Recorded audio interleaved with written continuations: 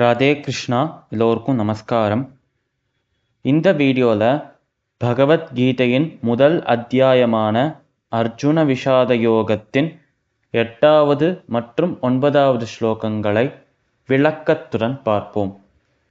பவான் பீஷ்மಶ್ಚ கர்ணಶ್ಚ கிருபಶ್ಚ சமிதிஞ்சயः அஸ்வத்தாமா விகர்ணಶ್ಚ சௌமதத்திஸ்ததைவ ச अन्ये च बहवः शूराः मदर्थे त्यक्तजीविताः नानाशस्त्रप्रहरणाः सर्वे யுத்தவிசாரதாः.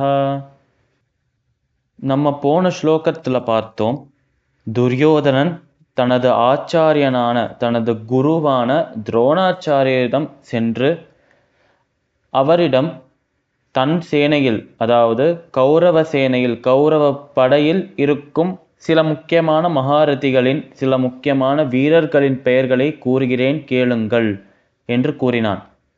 அந்த மகாரதிகளை பற்றியும் அந்த வீரர்களை பற்றியும் இந்த 2 ஸ்லோகங்களில் துரியோதனன் கூறுகிறார். துரோணாச்சாரியரிடம் துரியோதனன் கூறுகிறான், எனது படையான கௌரவ சேனையில் முக்கியமான தலைவர்களாக, முக்கியமான மகாரதிகளாக, முக்கியமான அதி வீரர்களாக இருப்பவர்களில் முதலில் இருப்பவர் நீரே என்று தன் குருவான துரோணாச்சாரியரை பார்த்து துரியோதனன் கூறுகிறார். பவான் என்றால் நீங்கள்தான் என்று பொருள். அதனால் நீங்கள்தான், என் குருவாகிய துரோணாச்சாரியர்தான் மகாரதியாக, வீரனாக, அந்த வீரர்களின் பட்டியலில் முதல் இடத்தை பிடித்தவர் என்று துரியோதனன் கூறுகிறான். அதற்கப்புறம் முக்கியமாக இருக்கும் தலைவர்கள், முக்கியமாக இருக்கும் வீரர்களின் பெயர்கள் நமக்கே தெரியும். அதையும் அவர் இன்னொரு முறை கூறுகிறார் நம் துரியோதனன்.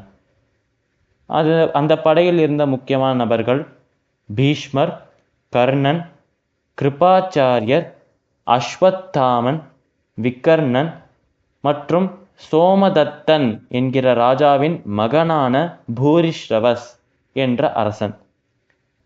இப்பேற்பட்ட வீரர்கள், எப்பொழுதுமே போரில் தோல்வியை காணாத வீரர்கள், எப்பொழுதுமே எந்த போரிலும் எந்த யுத்தத்திலும் ஜெயிக்கக்கூடிய வல்லமை படைத்த வீரர்கள் என் படையில் இருக்கிறார்கள் ஆச்சாரியனே என்று துரோணாச்சாரியரை பார்த்து துரியோதனன் கூறுகிறான்.